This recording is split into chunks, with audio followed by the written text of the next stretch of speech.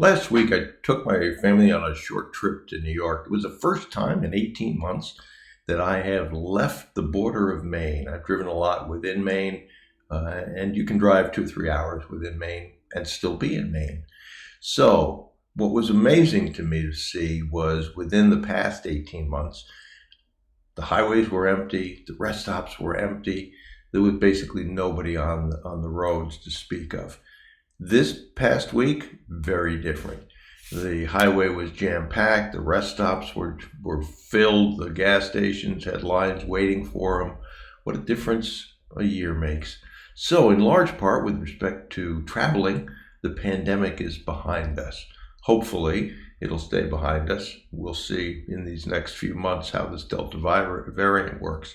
But it reminded me of the weekly reports that I see.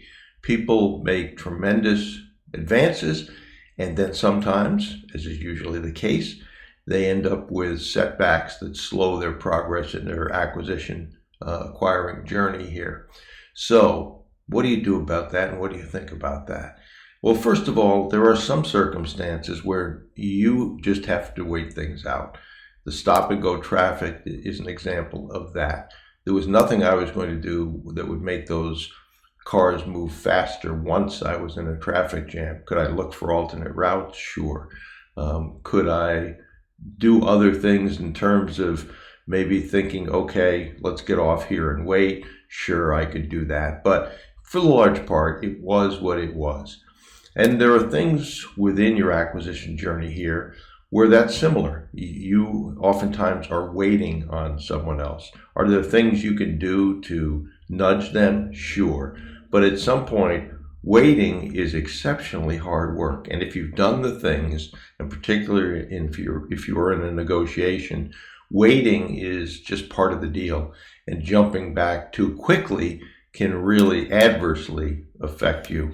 The other thing I see in the weekly reports that I read are the excuses why people couldn't get things done. This happened, that happened. And as has been said many times, nobody cares about your excuses. Maybe your closest family does, but even then, probably not. They just care that you want to get done what you need to get done. So if you haven't accomplished something, you don't need to wrap an excuse around it.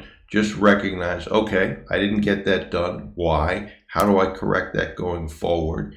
And how do I commit to a higher degree when I say I'm going to do something to actually get it done? One of the things that I've recently introduced into one of our groups that I work within is how many calls are you going to make next week? And everybody tells the number of calls. We then go back the following week and say, okay, did you make those calls? Some people made those calls. Some people made more than those calls. Some people made less than those calls. And it's always interesting when people make less than the calls to hear, well, I didn't make those calls because whatever the because was. So think about what you're committing to when you make a commitment. And I've always been a fan of under promise and over deliver. So under promise, over deliver. If you think that you can do something, commit to the level that you are essentially 100% sure that you can get done. And then when you begin to over deliver on that, you'll get a reputation of you do what you say you're going to do. In fact, oftentimes you do more than what you say. So I would encourage you to think about that, to think about the fact that there are ups and downs in this. Think about how you work through those. Sometimes you just have to wait things out.